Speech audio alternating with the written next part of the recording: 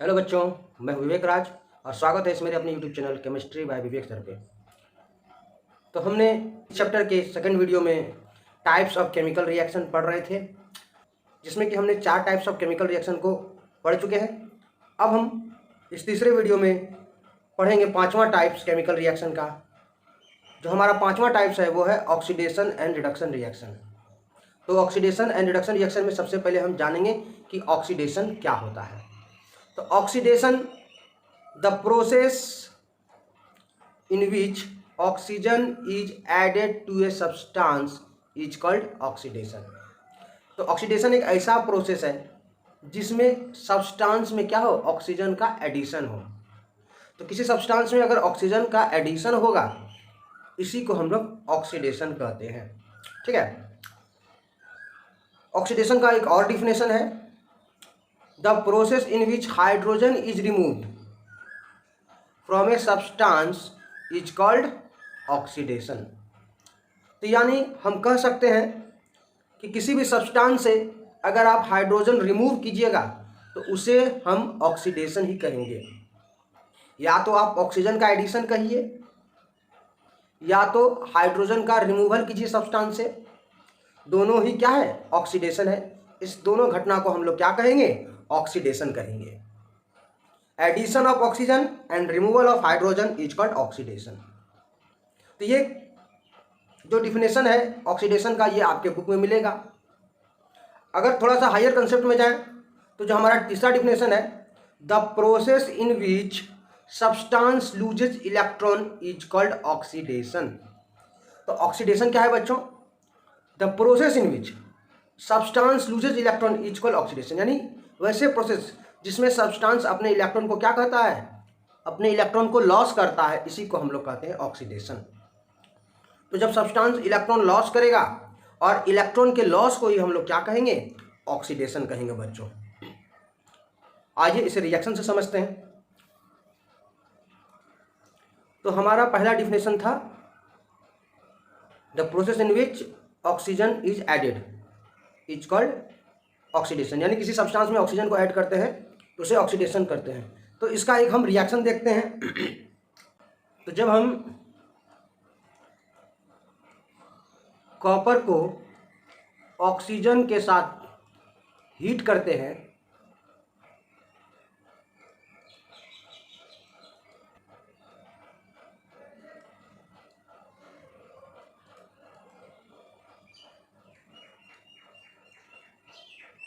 तो जब कॉपर को ऑक्सीजन के साथ हीट करते हैं तो क्या बन जाता है, क्यूप्रिक ऑक्साइड बन जाता है। तो जब हम कॉपर को ऑक्सीजन के साथ हीट करते हैं तो क्या बन जाता है, कॉपर ऑक्साइड बन जाता है, या हम इसे क्यूप्रिक ऑक्साइड भी कहेंगे। तो यहाँ पर कॉपर का क्या हो रहा है, कॉपर के साथ ऑक्सीजन का एडिशन हो रहा है। तो कॉपर में ऑक्सीजन का एडिशन हो रहा है तो क्या बन जा रहा है, कॉपर ऑक्साइड बन रहा है। तो कॉपर में ऑक्सीजन का एडिशन हो रहा है, इसलिए इस घटना को, इस रिएक्शन को हम लोग क्या कहेंगे, ऑक्सीडेशन कहेंगे। हमारे पास एक दूसरा डिफिनेशन के अकॉर्डिंग, तो दूसरा डिफिनेशन के according, the process of removal of hydrogen from A substance is called reduction. तो यहाँ पर इससे संबंधित भी हम एक रिएक्शन देखते हैं। हमने लिया हाइड्रोजन सल्फाइड और उसमें ऑक्सीजन का एडिशन किया। ऑक्सीजन का एडिशन करने से क्या हुआ, हमें प्राप्त हुआ 2 सल्फर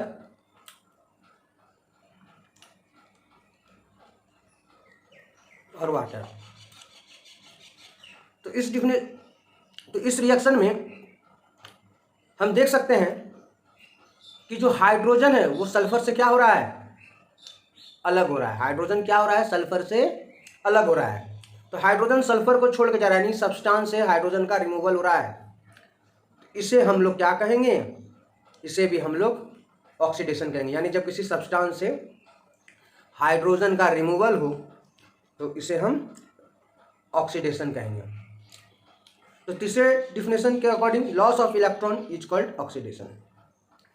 जैसे एक मेटल है जिंक, और जिंक क्या कर रहा है, 2 इलेक्ट्रॉन लॉस कर रहा है। तो जब 2 इलेक्ट्रॉन लॉस करेगा तो जिंक के ऊपर 2 प्लस चार्ज आएगा। तो जब भी कोई सब्सटेंस इलेक्ट्रॉन लूज करे तो इस घटना को भी हम लोग क्या कहेंगे, ऑक्सीडेशन कहेंगे। तो ऑक्सीडेशन के 3 डेफिनेशन है, आपको तीनों याद रहना चाहिए। तो अच्छे से आप ऑक्सीडेशन समझ गए होंगे। अब हम जानेंगे रिडक्शन क्या होता है। तो रिडक्शन ऑक्सीडेशन का जस्ट अपोजिट प्रोसेस है। तो हमारा पहला डेफिनेशन है रिडक्शन का, the process in which hydrogen is added to a substance is called reduction. यानी ऐसा प्रोसेस जिसमें सब्सटेंस में हाइड्रोजन ऐड करना हो उसे हम लोग क्या कहते हैं, रिडक्शन कहते हैं। यानी वहाँ पर ऑक्सीजन ऐड करना था ऑक्सीडेशन में और रिडक्शन में हाइड्रोजन ऐड करना है। तो हम दूसरा डिफिनेशन देखें, the process in which oxygen is remove from A substance is called reduction. यानी जब किसी सब्सटेंस से ऑक्सीजन को हटाया जाता हो, रिमूव किया जाता हो, तो उसे हम लोग रिडक्शन कहते हैं। तो यहाँ डिफिनेशन सही आपको पता चल रहा होगा, दोनों एक दूसरे का उल्टा प्रोसेस होता है। यानी ऑक्सीडेशन में ऑक्सीजन का एडिशन और हाइड्रोजन का रिमूवल, और रिडक्शन में जस्ट ही उल्टा, हाइड्रोजन का एडिशन और ऑक्सीजन का रिमूवल। तो हमारा तीसरा डिफिनेशन है, the process in which substance gain electron is called reduction. यानी ऐसा प्रोसेस जिसमें कि सब्सटेंस क्या करे, इलेक्ट्रॉन को गेन करे, तो इस प्रोसेस को हम लोग रिडक्शन कहेंगे। तो तीसरे डिफिनेशन से भी स्पष्ट हो रहा है कि ये जो ऑक्सीडेशन और रिडक्शन है दोनों एक दूसरे का अपोजिट टर्म है। तो ऑक्सीडेशन में इलेक्ट्रॉन का लॉस होता है और रिडक्शन में इलेक्ट्रॉन का गेन होता है। अब हम रिडक्शन को समझते हैं रिएक्शन से। मेरा फर्स्ट डिफिनेशन के अकॉर्डिंग, जब हम किसी सब्सटेंस में हाइड्रोजन का एडिशन करते हैं तो उसे हम रिडक्शन कहते हैं। तो जैसे हम सोडियम लिए और सोडियम में हम क्या कर रहे हैं, हाइड्रोजन का एडिशन कर रहे हैं, और हाइड्रोजन का एडिशन करने पर वो क्या बन रहा है, सोडियम हाइड्राइड बन रहा है। तो यहाँ पर सोडियम में क्या हो रहा है, हाइड्रोजन का एडिशन हो रहा है। देख रहे हैं कि सोडियम अकेले था, हमने क्या किया, हाइड्रोजन से रिएक्शन कराने पर क्या हुआ, हाइड्रोजन जाके ऐड हो गया सोडियम के साथ। तो ये सोडियम जो है हाइड्रोजन के साथ ऐड होने पर यहाँ पर सोडियम हाइड्राइड बनाया, यानी यहाँ पर हाइड्रोजन का एडिशन है, और हम लोग हाइड्रोजन के एडिशन को रिडक्शन कहते हैं। सेकंड डिफिनेशन के according, removal of oxygen from A substance is called reduction. तो देखें, अगर हम पोटेशियम क्लोरेट लें और पोटेशियम क्लोरेट को हीट करते हैं तो हीट करने पर वो क्या बन जाएगा, KCl, और ऑक्सीजन रिमूव हो जाएगा। तो आप देख सक रहे हैं यहाँ पर पोटेशियम क्लोरेट से क्या हो रहा है, ऑक्सीजन रिमूव हो रहा है इस रिएक्शन में। तो removal of oxygen is called reduction. तो सेकंड डिफिनेशन के अकॉर्डिंग इस रिएक्शन में हम देख सक रहे हैं कि ऑक्सीजन रिमूव हो रहा है, और ऑक्सीजन के रिमूवल को हम लोग क्या कहते हैं, रिडक्शन कहते हैं। तो हमारा तीसरा डिफिनेशन के अकॉर्डिंग अगर देखें तो जैसे गेन ऑफ इलेक्ट्रॉन को हम लोग क्या कहते हैं, रिडक्शन कहते हैं। तो यहाँ पर एक ऑक्सीजन एटम है और वो 2 इलेक्ट्रॉन को गेन कर रहा है और क्या बन रहा है, ऑक्साइड आयन बन रहा है। तो ये जो ऑक्सीजन गेन करके ऑक्साइड आयन बन रहा है, तो इलेक्ट्रॉन गेन को ही हम लोग क्या कहते हैं, रिडक्शन कहते हैं। तो यहाँ पर रिडक्शन हो रहा है। तो ये ऑक्सीडेशन और रिडक्शन दोनों ही एक दूसरे का अपोजिट टर्म है। अब हम समझेंगे रिडॉक्स रिएक्शन क्या है। तो जो रिडॉक्स रिएक्शन है, तो यहाँ पर इस रिडॉक्स रिएक्शन में जो रिडॉक्स शब्द है वो 2 शब्दों से मिलकर बना है। तो रिडॉक्स जो शब्द है वो रिडक्शन और ऑक्सीडेशन से मिलकर बना है। तो reduction plus oxidation is called redox reaction. तो अगर हम इसका डिफिनेशन देखें, the chemical reaction in which oxidation and reduction takes place simultaneously is called redox reaction. यानी ऐसे रिएक्शन जिसमें ऑक्सीडेशन और रिडक्शन दोनों एक साथ होते हों, ऐसे रिएक्शन को हम लोग रिडॉक्स रिएक्शन कहते हैं। यानी ऑक्सीडेशन और रिडक्शन एक साथ हो रहा हो, ऐसे रिएक्शन को हम लोग रिडॉक्स रिएक्शन कहते हैं। तो रिडॉक्स रिएक्शन में ऑक्सीडेशन और रिडक्शन दोनों एक साथ होता है। तो जहाँ पर ऑक्सीडेशन हो रहा है वहाँ पर रिडक्शन भी होगा, जहाँ रिडक्शन हो रहा है वहाँ भी ऑक्सीडेशन हो रहा है। तो ऑक्सीडेशन और रिडक्शन जो होता है वो साइमल्टेनियस प्रोसेस होता है, एक साथ होने वाला घटना होता है। दुनिया का कोई भी ऐसा रिएक्शन नहीं है जिसमें सिर्फ ऑक्सीडेशन हो रहा हो। दुनिया का ऐसा कोई भी रिएक्शन नहीं हो जिसमें सिर्फ केवल रिडक्शन हो रहा हो। जब भी ऑक्सीडेशन होगा तो वहाँ रिडक्शन भी होगा, और जहाँ रिडक्शन होगा वहाँ ऑक्सीडेशन भी होगा। तो ऑक्सीडेशन और रिडक्शन दोनों एक साथ होने वाला घटना है, यानी ये एक साइमल्टेनियस प्रोसेस है। तो हम यहाँ एग्जाम्पल से समझते हैं। तो कॉपर ऑक्साइड का रिएक्शन हाइड्रोजन के साथ हो रहा है और यहाँ पर हमने हीट किया है। हीट करने से क्या हो रहा है, कॉपर और वाटर का फॉर्मेशन हो रहा है। तो आइए इस रिएक्शन को हम समझते हैं। तो यहाँ पर कॉपर ऑक्साइड क्या बन रहा है, Cu बन रहा है, यानी कॉपर ऑक्साइड ऑक्सीजन को क्या कर रहा है, लॉस कर रहा है, ऑक्सीजन रिमूव कर रहा है, जब जाके कॉपर बन रहा है।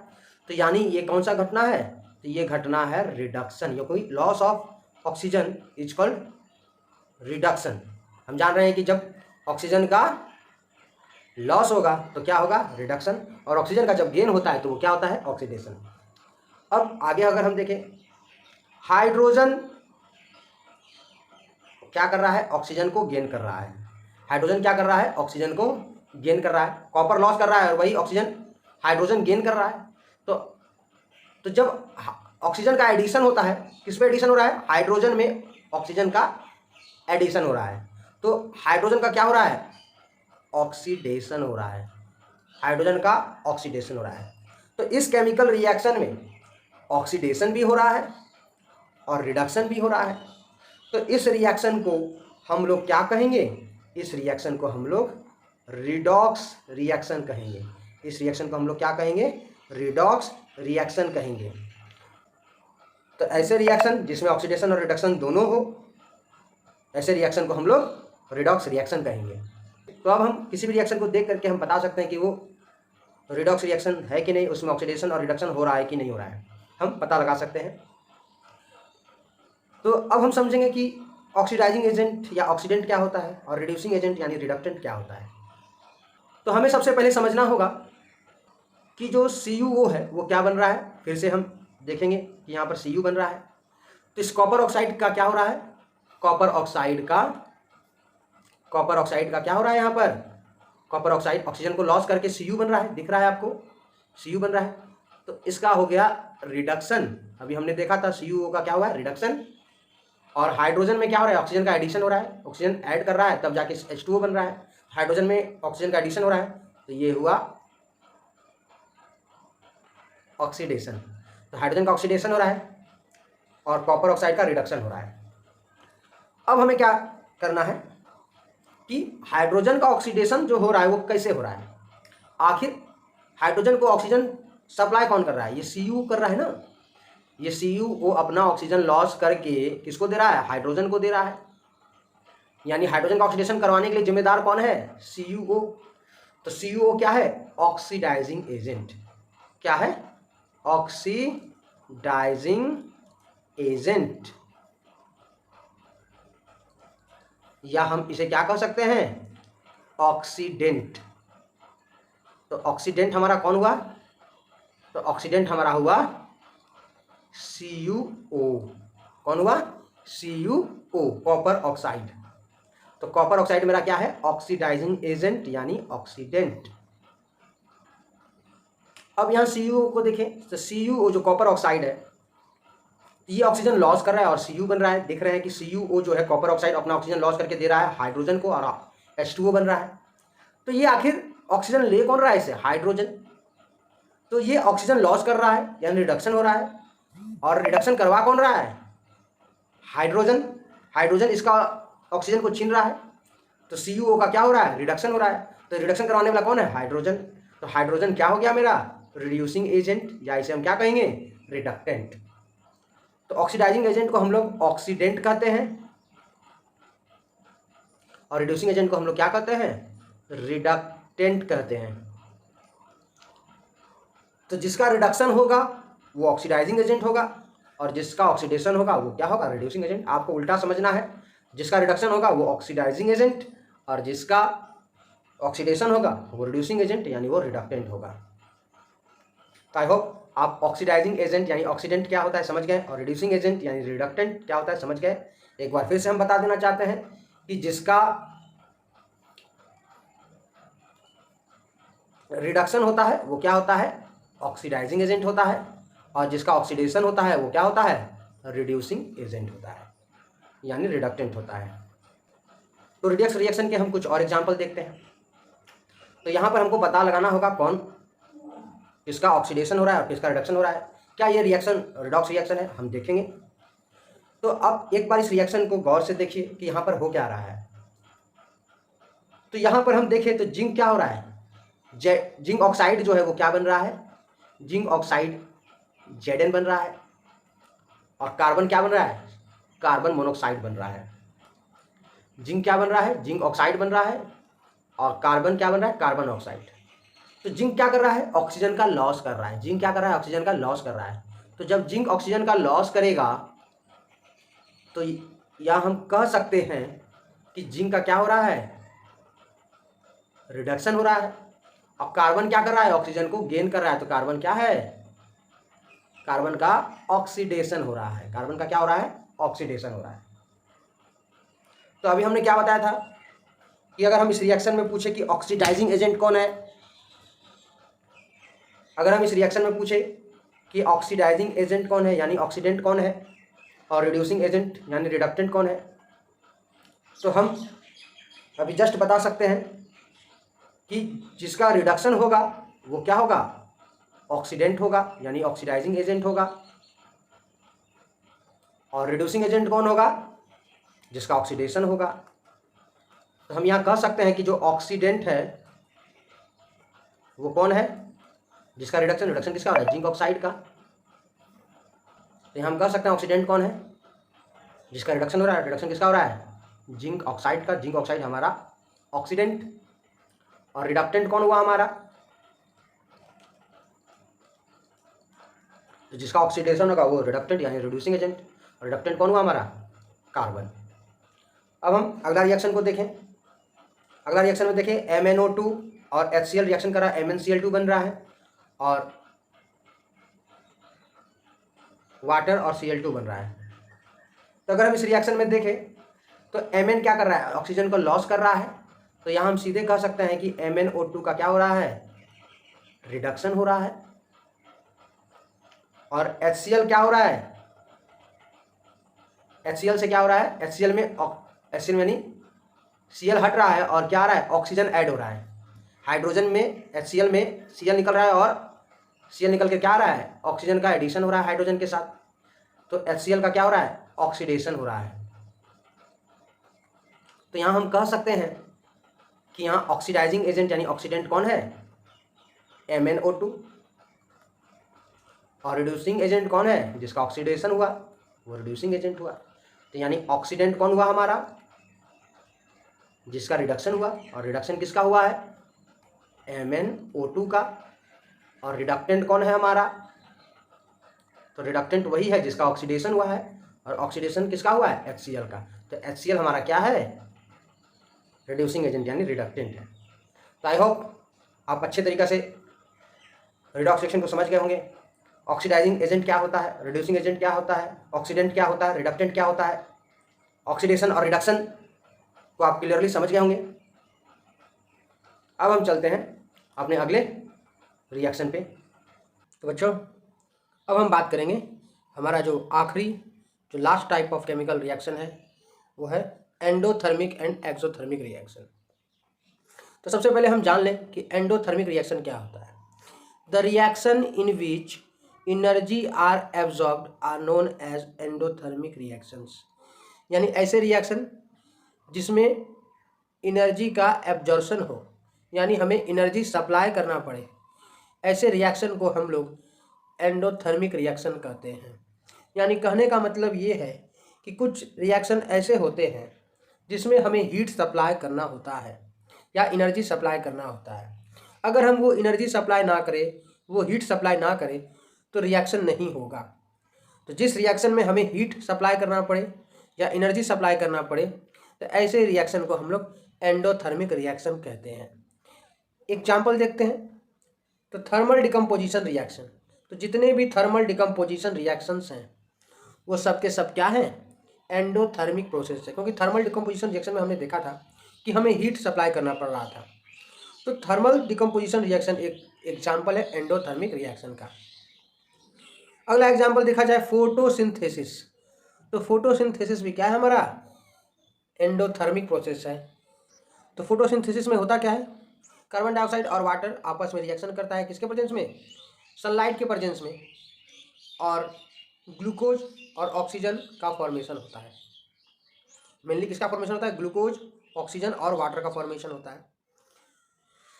तो फोटोसिंथेसिस भी एक एंडोथर्मिक प्रोसेस है, क्योंकि हमें यहाँ पर क्या सप्लाई करना पड़ रहा है? हमें यहाँ पर सनलाइट सप्लाई करना पड़ रहा है, इसलिए ये जो है एक एंडोथर्मिक रिएक्शन है। तो ये था एंडोथर्मिक रिएक्शंस। अब हम जानेंगे एक्सोथर्मिक रिएक्शन क्या होते हैं। तो एक्सोथर्मिक रिएक्शन क्या होता है? The reaction in which energy is released are known as exothermic reaction. तो ऐसे बहुत सारे रिएक्शन होते हैं जिसमें एनर्जी रिलीज होता है। जब रिएक्शन होता है तो एनर्जी रिलीज होता है या हीट रिलीज होता है, तो ऐसे रिएक्शन को हम लोग एक्सोथर्मिक रिएक्शन कहते हैं। एग्जाम्पल अगर देखें तो बर्निंग ऑफ कोल। जब हम कोल को जलाते हैं तो कोल को जलाने के बाद क्या होता है कि कार्बन और ऑक्सीजन कंबाइन करता है, तो कार्बन डाइऑक्साइड और साथ में बहुत ही ज़्यादा हीट प्रोड्यूस होता है। उसी तरह अगर हम नेचुरल गैस को बर्न करते हैं, मीथेन को बर्न करते हैं, तो मीथेन को बर्न करने पर भी कार्बन डाइऑक्साइड वाटर तो प्राप्त होता है और साथ में बहुत ज़्यादा हीट रिलीज होता है। तो ये एक्सोथर्मिक रिएक्शन है। तो बर्निंग ऑफ कोल और बर्निंग ऑफ नेचुरल गैस हमारा एक्सोथर्मिक रिएक्शन है, और ये एक तरह का कंबशन रिएक्शन है।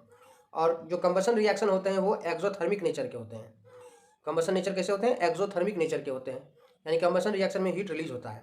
आइए अब हम एक और एग्जाम्पल देखें एक्सोथर्मिक रिएक्शन का। तो हमारा तीसरा एग्जाम्पल है रेस्पिरेशन। तो रेस्पिरेशन भी एक एक्सोथर्मिक रिएक्शन होता है, क्योंकि एक्चुअली होता क्या है सेल के अंदर कि जब ग्लूकोज और ऑक्सीजन कंबाइन करता है तो CO2 और वाटर प्राप्त होता है। तो CO2 और वाटर का फॉर्मेशन होता है, और CO2 और वाटर के साथ साथ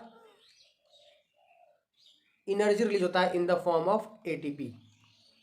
तो इस रिएक्शन में एनर्जी रिलीज होता है in the form of ATP। तो ये हम रेस्पिरेशन जो है एक तरह का एक्सोथर्मिक रिएक्शन है। The decomposition of vegetable matter into compost जो है ये भी एक एक्सोथर्मिक रिएक्शन है। और जब हम चूना को पानी में डालते हैं, लाइम को जब हम वाटर में ऐड करते हैं, तो वहाँ पर भी जो रिएक्शन होता है वो हाईली एक्सोथर्मिक रिएक्शन होता है, बहुत ज़्यादा हीट निकलता है। और आपने देखा भी होगा कि ये जो चूना को जब हम पानी में डालते हैं तो बहुत ज़्यादा हीट निकलता है, और ये एक एक्सोथर्मिक रिएक्शन होता है। तो ये था हमारा एक्सोथर्मिक रिएक्शन।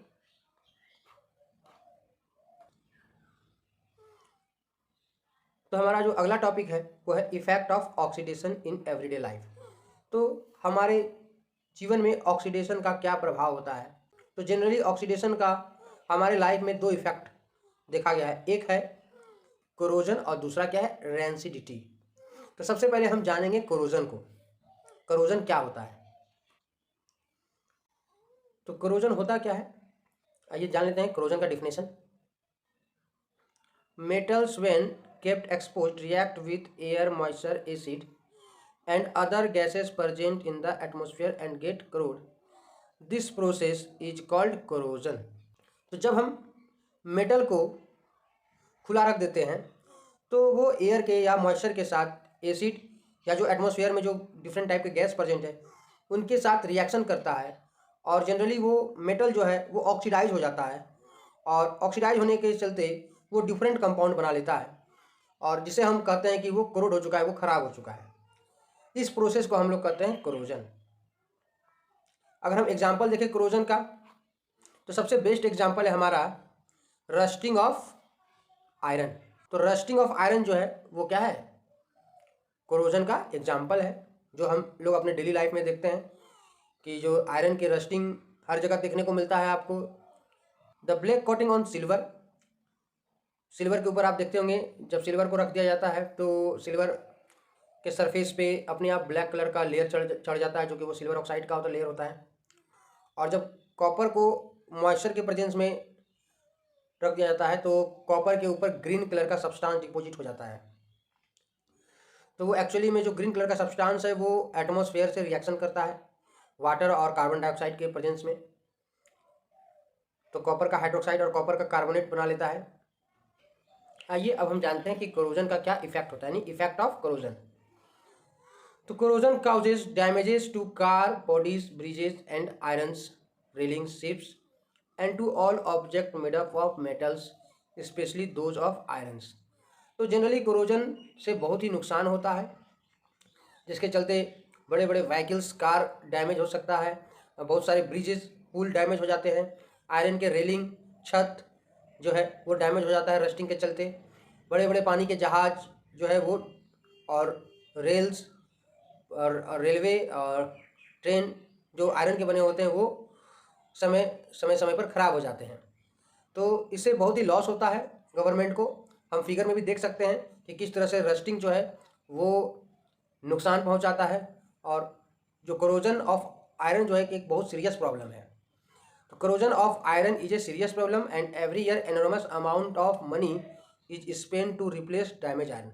तो इस करोजन की समस्या के चलते सरकार को बहुत सारा नुकसान उठाना पड़ता है, और करोजन के चलते जो खराब हो जाता है मेटल उसको फिर से रिप्लेस करना पड़ता है, और उस डैमेज के वजह से बहुत सारी सरकार का जो पैसा है वो रिप्लेसमेंट में चला जाता है।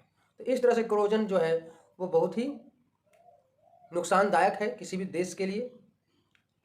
तो ये था हमारा टॉपिक करोजन। आई होप आप करोजन को अच्छे समझ गए होंगे। अब हम इस डैमेज को कैसे बचा सकते हैं, यानी हम करोजन को कैसे रोक सकते हैं या कैसे घटा सकते हैं, ताकि इससे सरकार का जो नुकसान है या हम लोगों का जो नुकसान है वो कम से कम हो सके, या जो मेटल है वो ज़्यादा से ज़्यादा दिन चल सके, या जल्दी मेटल ख़राब ना हो। तो हम अब पढ़ेंगे प्रिवेंशन ऑफ करोजन। तो अब हम बात करने जा रहे हैं method to prevent from corrosion.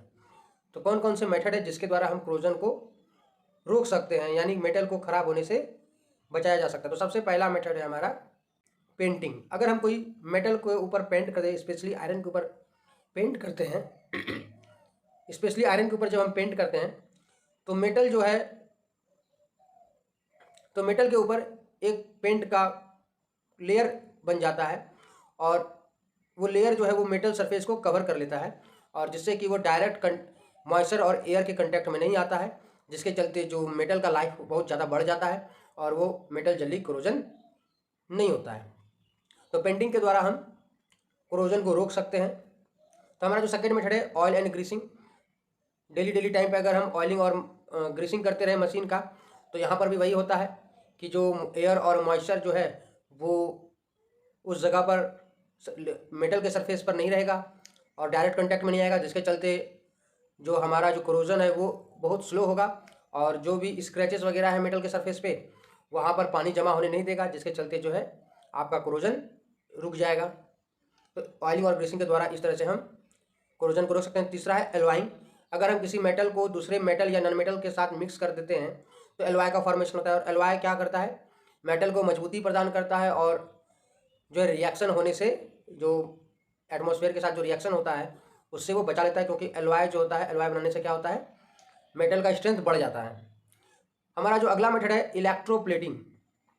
तो इलेक्ट्रिसिटी के प्रेजेंस में हम क्या करते हैं, किसी मेटल के सरफेस पे दूसरा मेटल का डिपॉजिट करते हैं, और जनरली जो मेटल डिपॉजिट करते हैं वो लेस रिएक्टिव होता है उस मेटल से, जिसके चलते इलेक्ट्रोलिसिस के द्वारा हम क्या करते हैं, किसी मेटल के ऊपर दूसरे मेटल का लेयर चढ़ाते हैं, और इससे क्या होता है कि एक मेटल का जो लेयर चढ़ा रहे हैं वो कम रिएक्टिव होता है, और जिसके चलते जो है हमारा मेटल ख़राब नहीं होता है।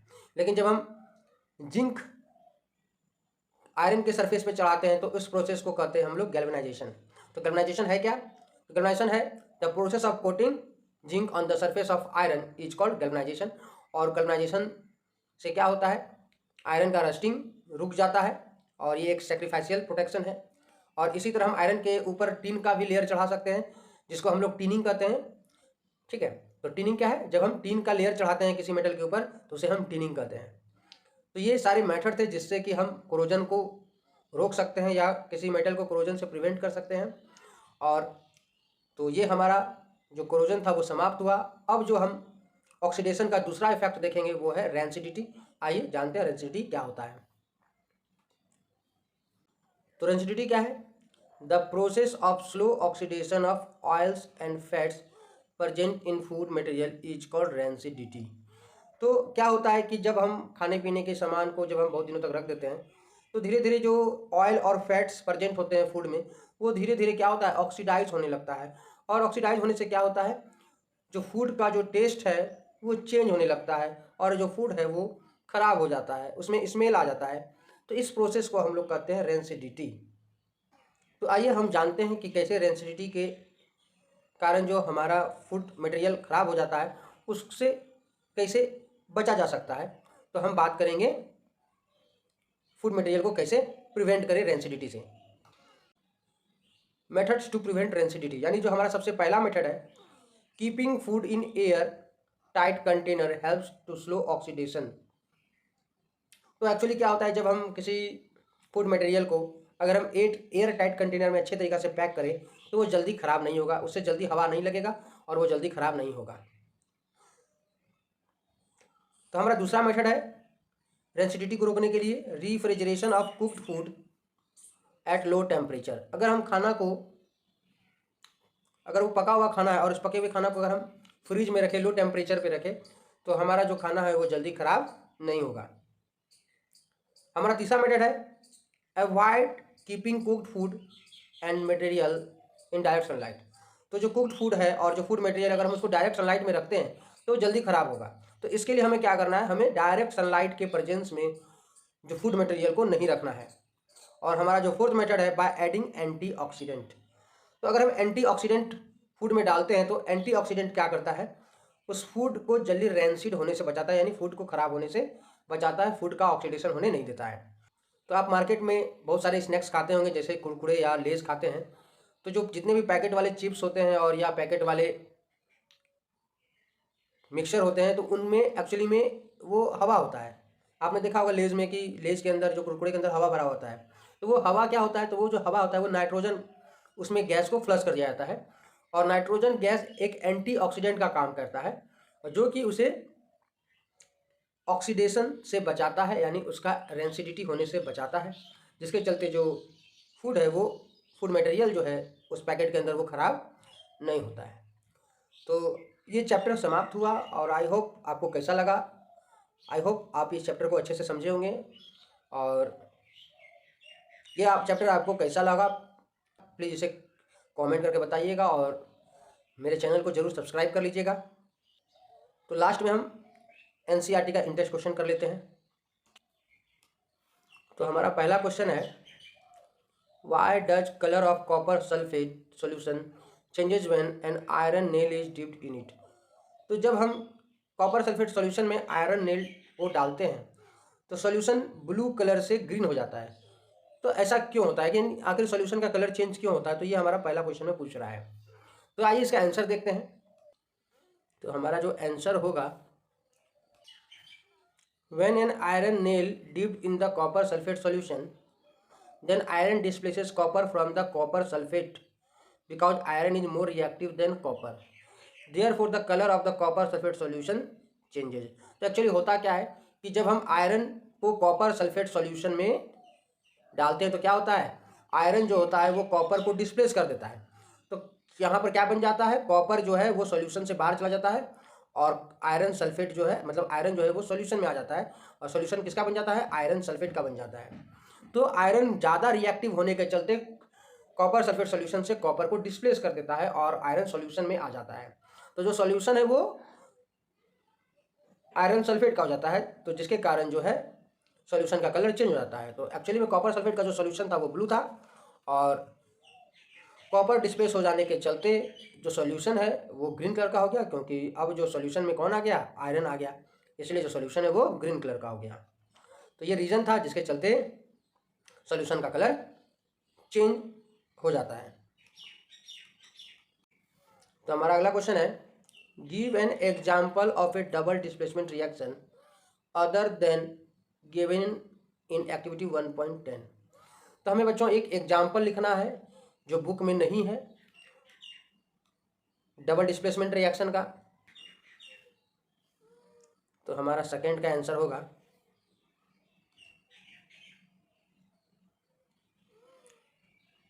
जब हम सिल्वर नाइट्रेट का सॉल्यूशन लेते हैं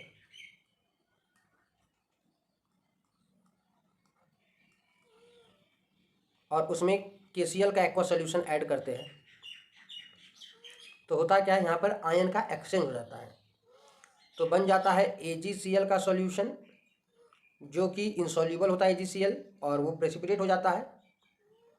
और साथ में जो सॉल्यूशन बन जाता है वो किसका बन जाता है, पोटेशियम नाइट्रेट का, जो कि हमारा एक एक्वा सॉल्यूशन है पोटेशियम नाइट्रेट, और AgCl इनसॉल्यूबल है, वो नीचे गिर जाता है प्रेसिपिटेट बन करके। तो ये एक तरह का प्रेसिपिटेशन रिएक्शन भी है। तो ये हमारा एक डबल डिस्प्लेसमेंट रिएक्शन का एग्जाम्पल है।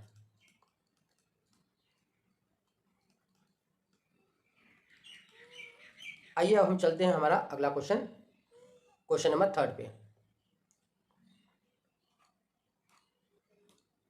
तो हमारा क्वेश्चन 3 है, identify the substance that are oxidized and the substance that are reduced in the following reaction.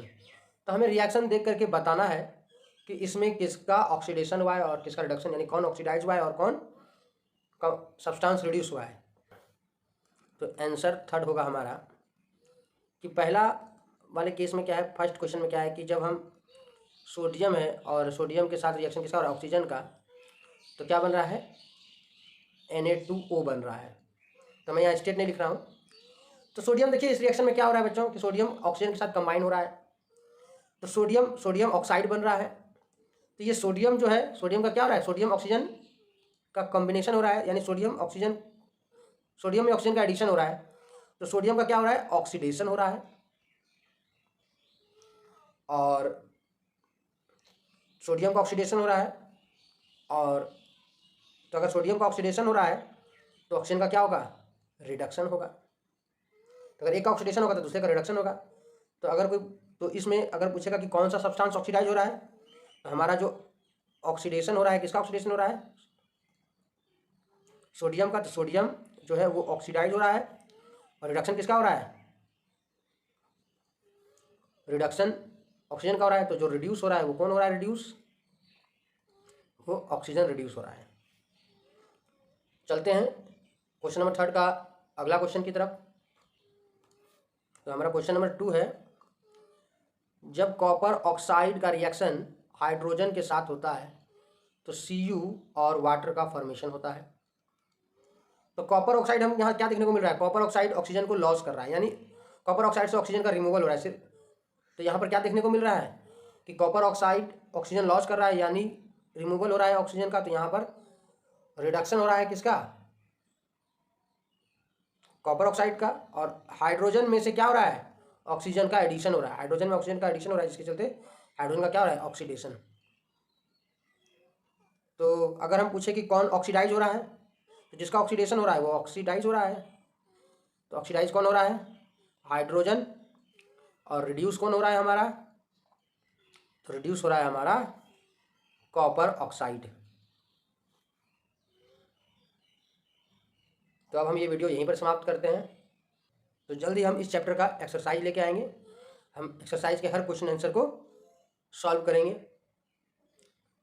तो मिलते हैं अगले वीडियो में। Goodbye and take care.